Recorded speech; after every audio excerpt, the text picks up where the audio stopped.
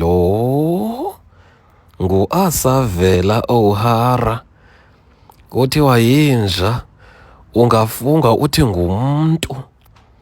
uAsavela O'Hara unxiba izihlangu ezidurayo, izilamba azinxibayo ziyadura, iminqwazi ayithwalayo iyadura, izikipa ndibala ntoni na, amehlo akhe ebumnyameni ayalayita, qhoqhoqho xa hleli phantsi ufaka izandla empokothweni.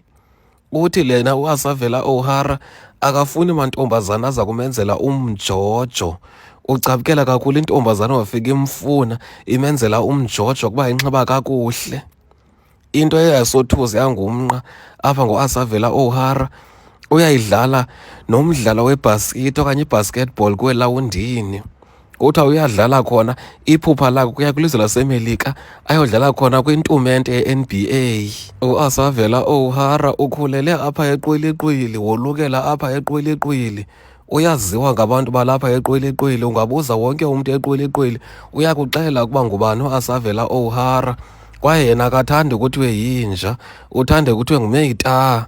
Sithe sisomjonga sathi hayi lo sisabona thina ukuba ubuso bakho ngathi butsalekile, cefana thina uyinja thina uAsavela O'Hara. Uyawuthi into yakho Asavela. Wathi uAsavela O'Hara ayikho inja efana naye, soze ibe khona inja efana naye.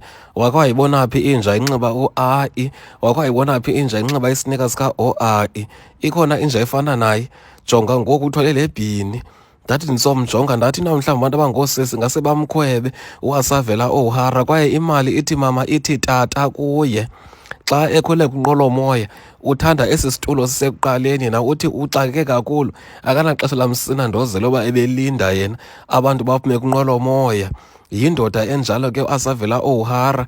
eQwili-qwili abantu bakhona babothulela iibotyo zabo qhoqhoqho xa ezayo. Kwiindaba ze-CNBC kuChannel 841 ndinguNomapan Sarhumoya, ndiseQwili-qwili apha eTsomo kweliphondo leMpuma Kapa, ndizoku-andastenda uAsavela O'Hara.